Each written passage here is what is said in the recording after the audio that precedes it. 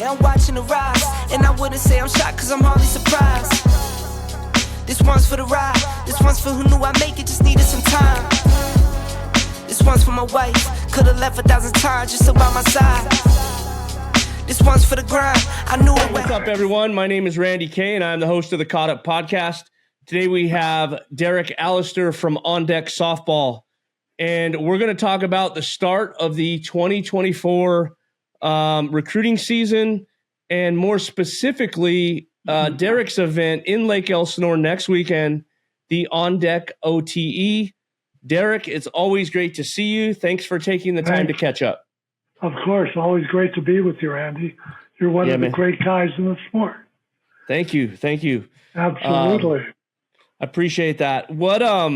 So tell me, man, how, we'll just jump right into it. How excited are you and Joanne and the rest of your family and the On-Deck family? How excited are you guys to get started? Oh, we're pumped. You know, every season it's a new season.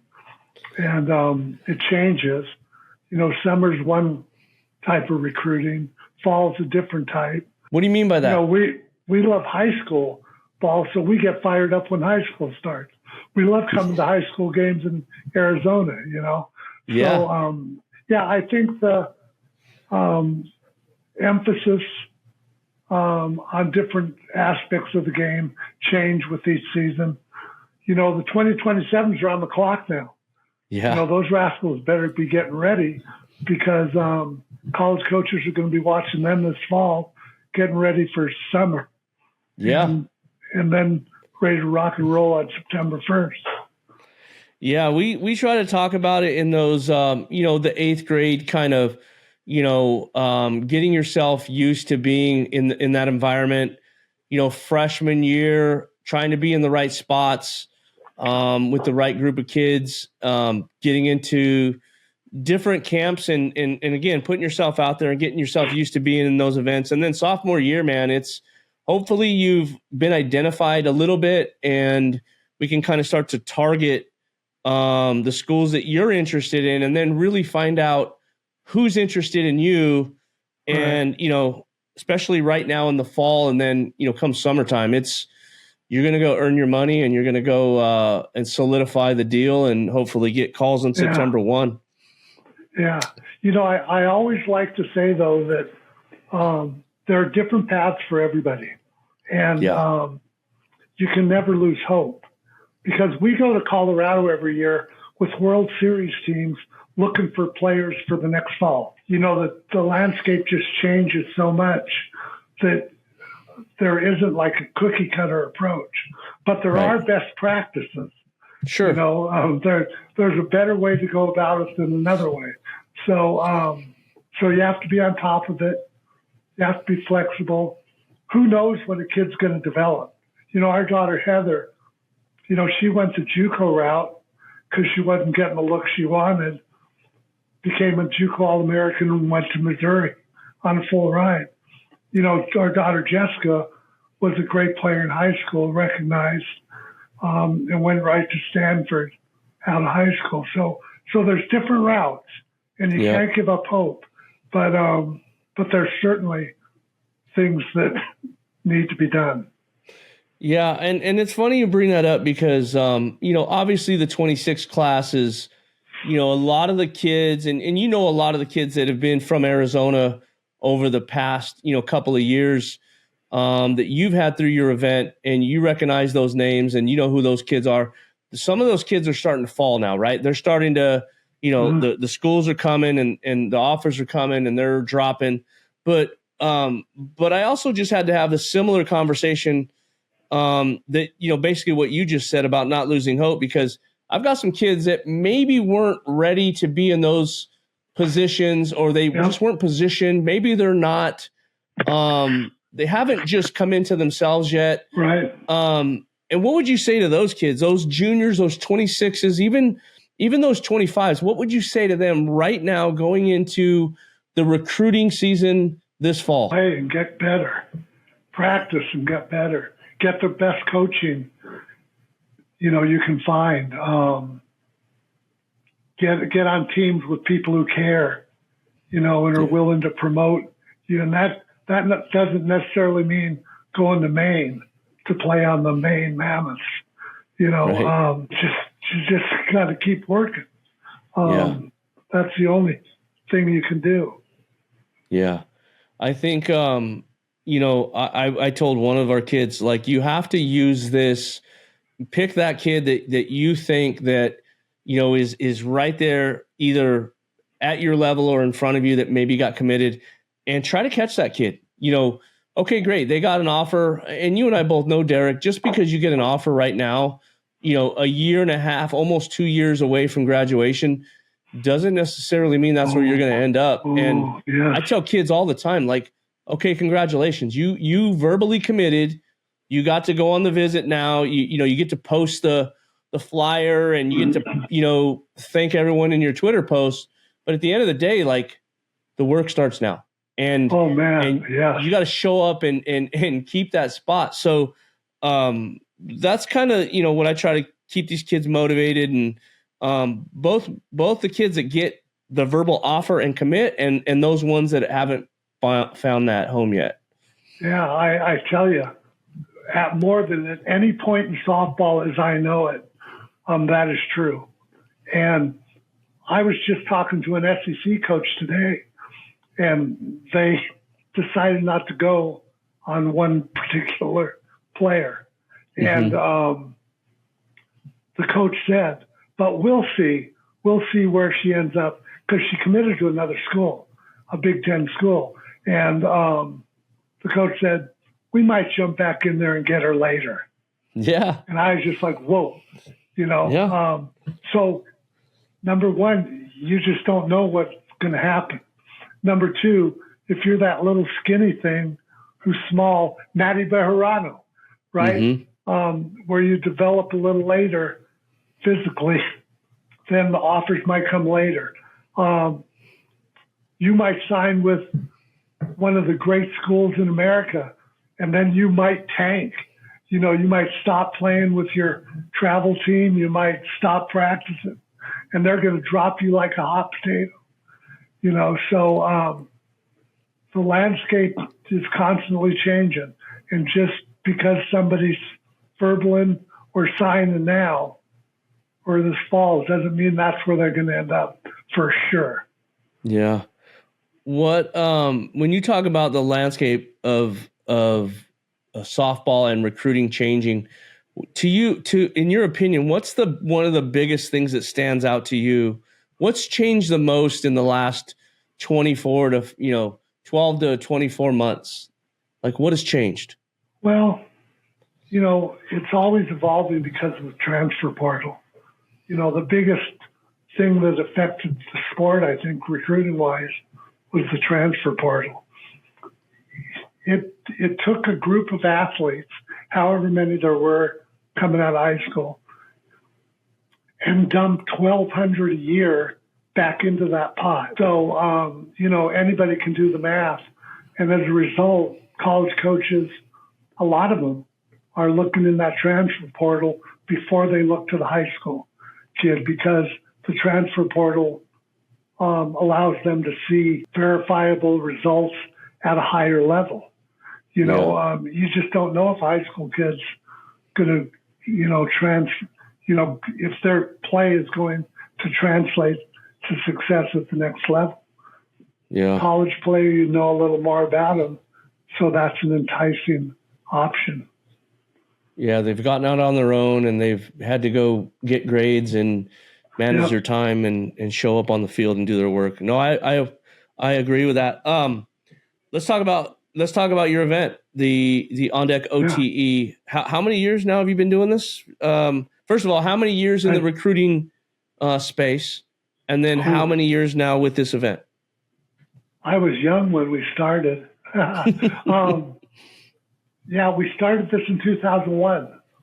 Yep. So we've been at it quite a while, and it's evolved and changed and grown and survived COVID. And, there's a lot that we're very proud of.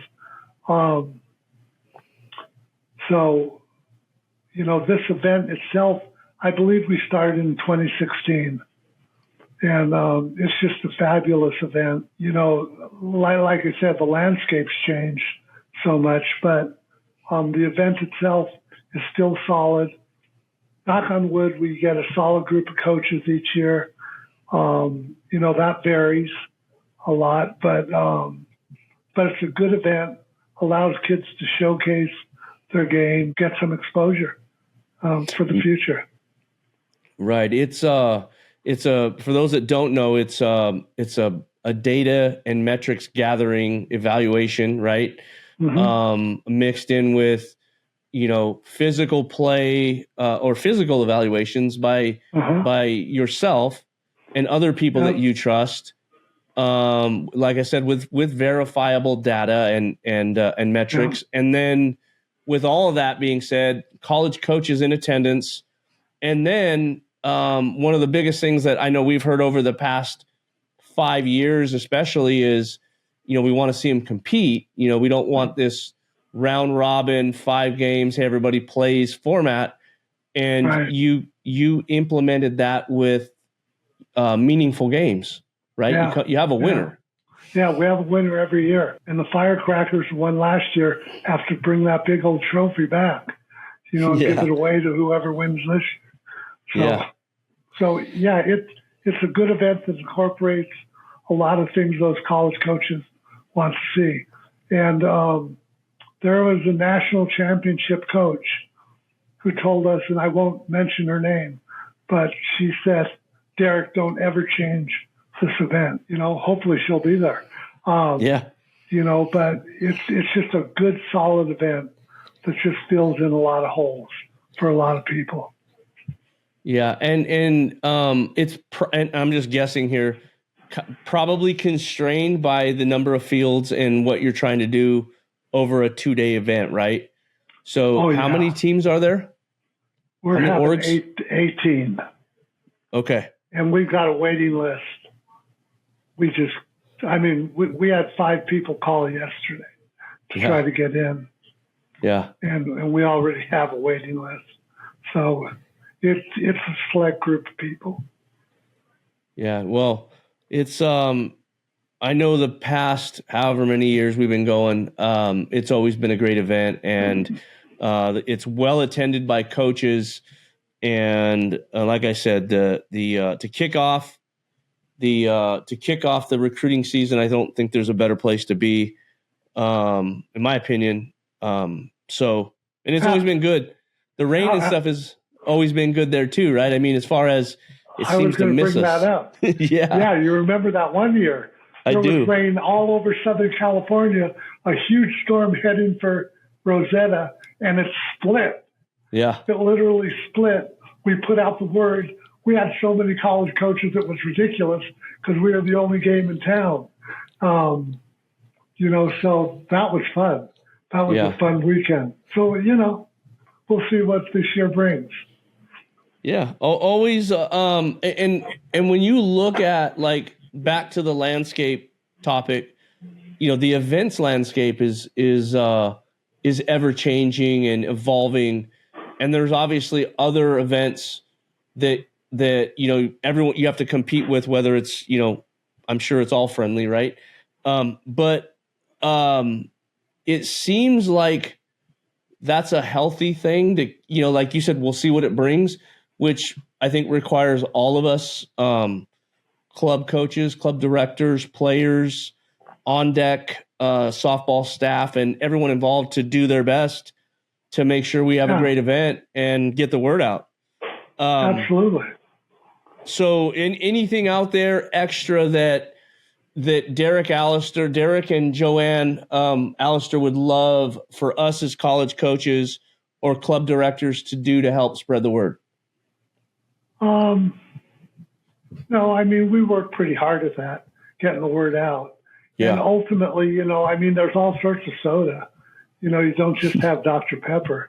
So I think all these other events, you know, they are what they are.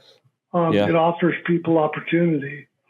I think the one thing that I'd like to emphasize, and you can follow up on this, Randy, because you know us so well, is all on-deck events aren't one-and-done days.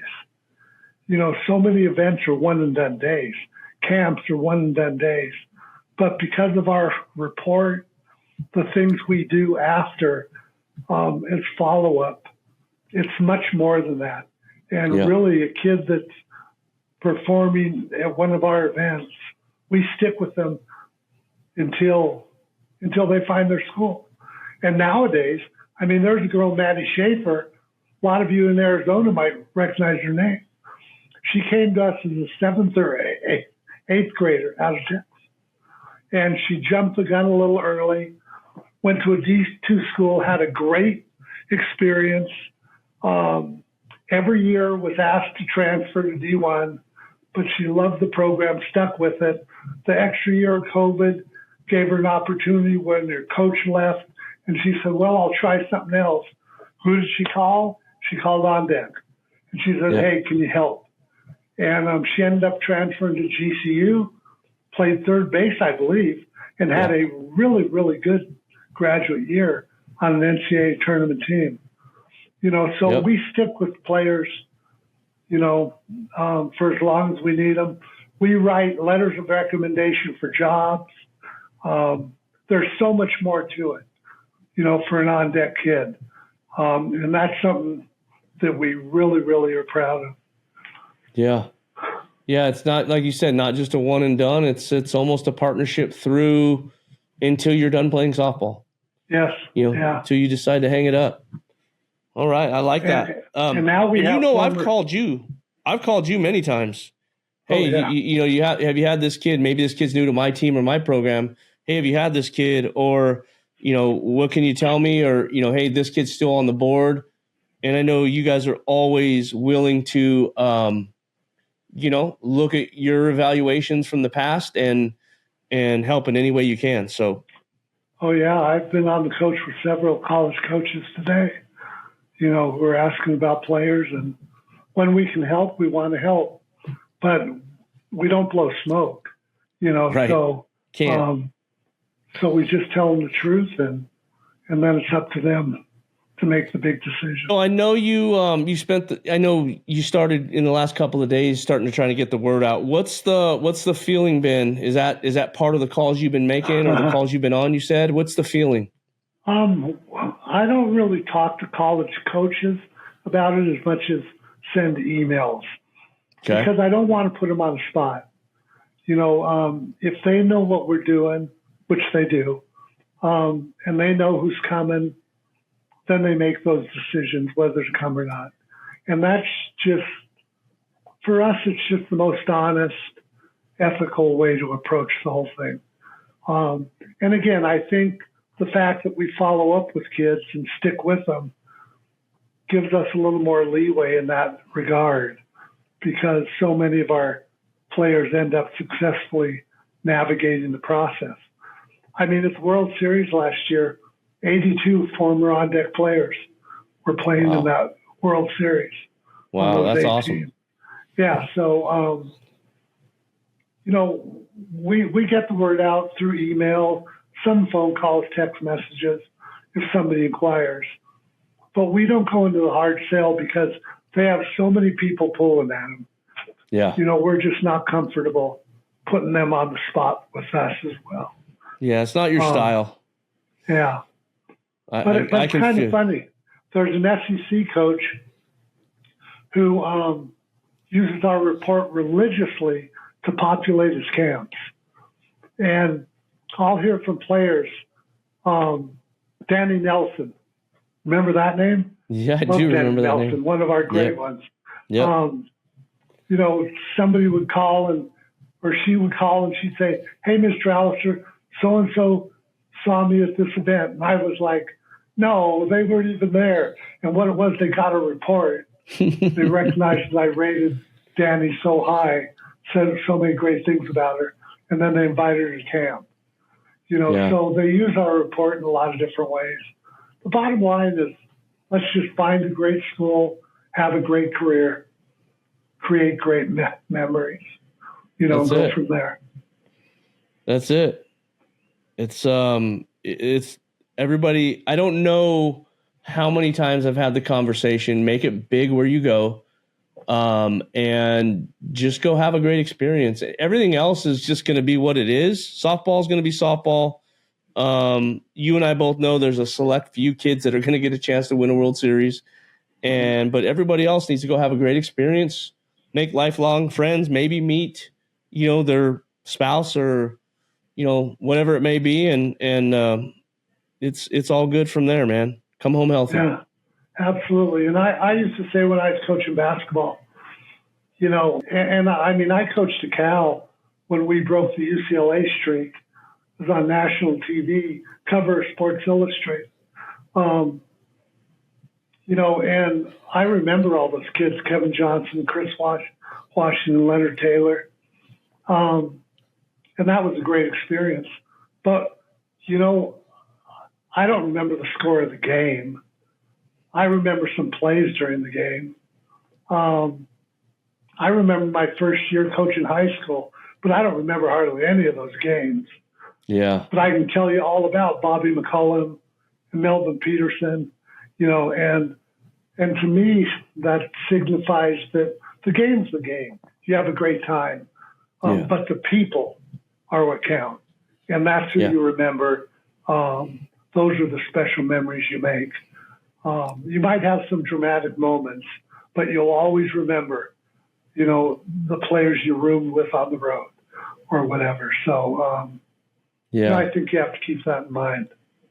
It's funny because I talk to some of my coaches, or I talk to a family or a parent, and I could name years of certain kids. I remember grad years and players, and I can kind of tie the seasons together. It was like, okay, in this year, we were a little down in this position, but I had these 3 or 4 kids, and we had a great run at this event and this event. Yeah. It's just funny how even after all these years, I can still remember. I remember most of the grad years, almost every. I'm sure I can name off pretty much everybody. But you're right. I don't remember exact games and exact situations, but I remember the feeling of good summer, good event, great off the field.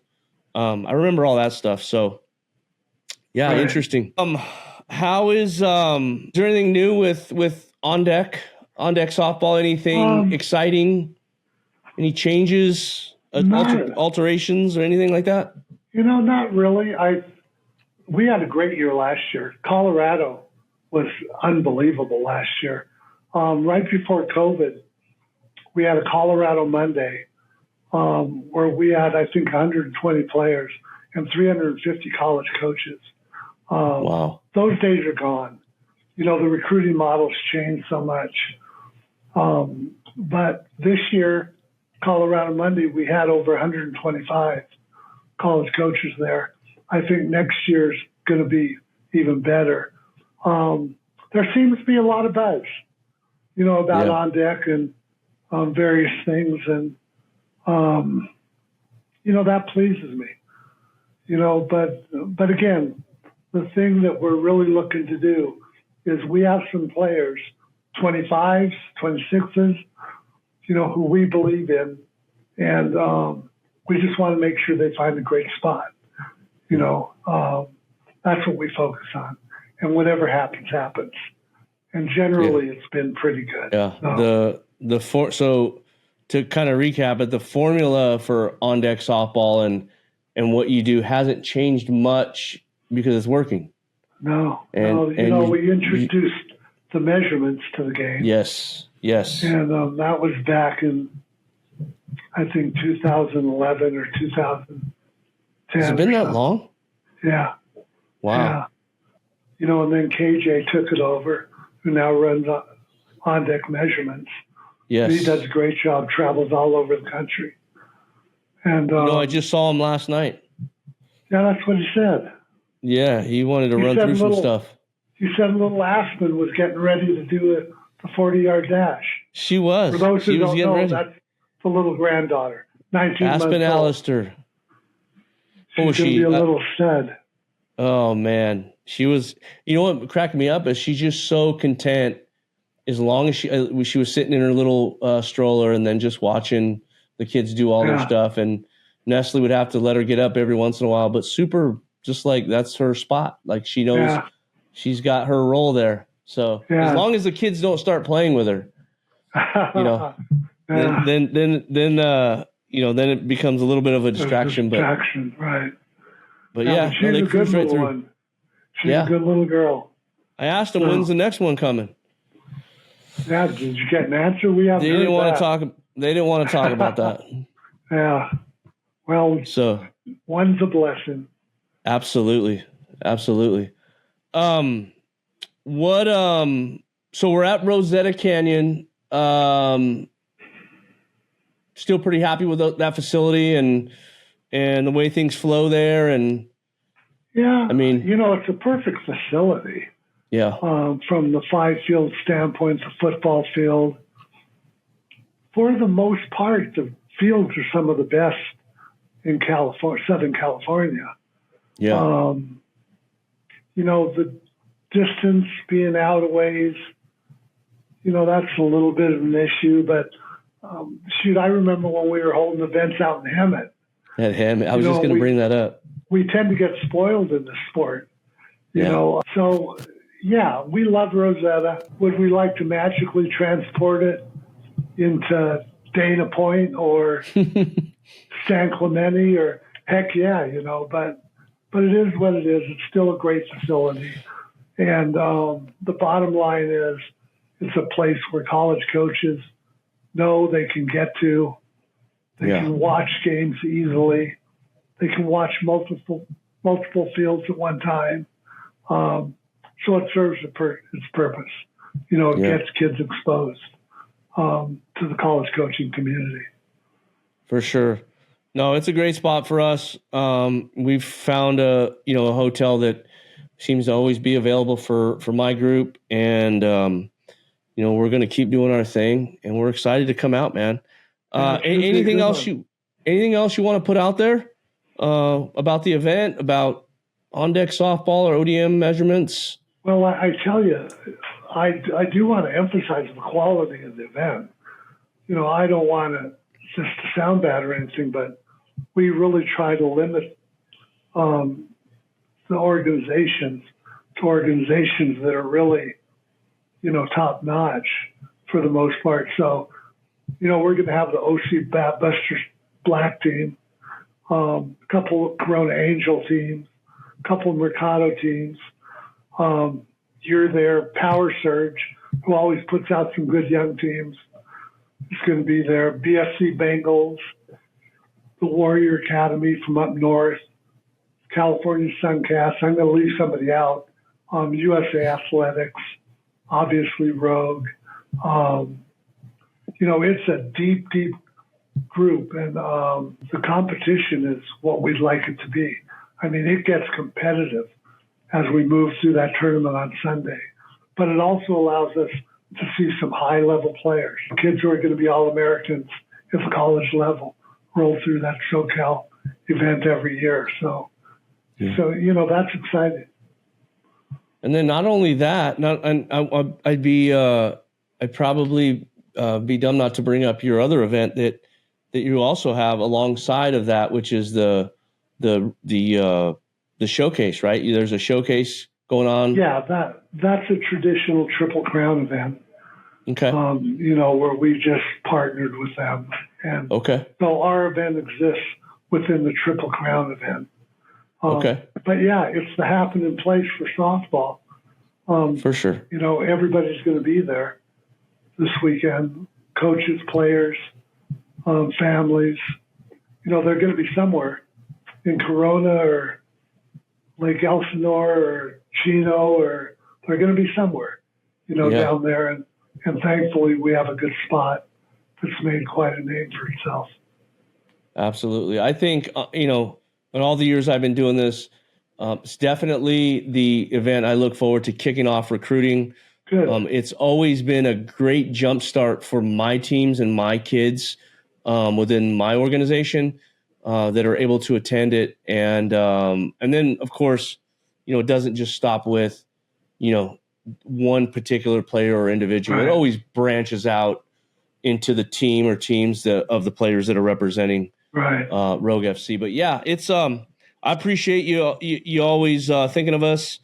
Yeah, man, I'm looking forward to seeing you and your family and honestly, some of my buddies out there, the coaches that we know, and look forward to seeing those people every year. So yeah, it's a great fraternity of people. For sure. You know, and it'll just be good to see them. One more year, Derek. We're doing it. We get to do it again. One more year. That's good, man. I got a few more years left in me. You do. I hope I do too.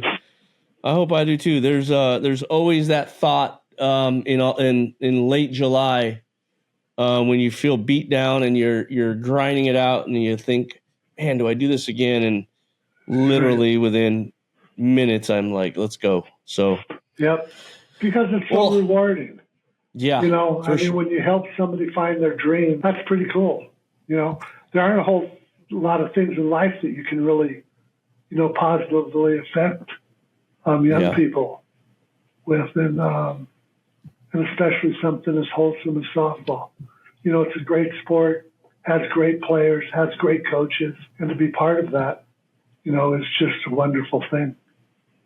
Absolutely. I think you summed it up pretty well. It's a great fraternity of people and human beings in general, right? Kids, yep. Families, coaches, you know, everyone involved. So I'm happy to be a small part of it, and always appreciate you coming on, man. Thanks, Randy. It's always nice to be with you. So. Yes, sir. All right. Well, I just want to say thanks for listening. We will continue working to elevate the sport and get caught up with those who are influential in the fast pitch community, and hopefully we can help you navigate your softball journey. If you enjoyed this content, please like and subscribe to our YouTube channel, Caught Up with Randy Kaye, or at Coach KAZ. Listen on Spotify, Caught Up with Randy Kaye. You can also follow us on X and on Instagram using the same handles, at Coach KAZ. Derek, thanks again. Everyone, thanks for listening. Absolutely. We'll see you soon. Okay, take care.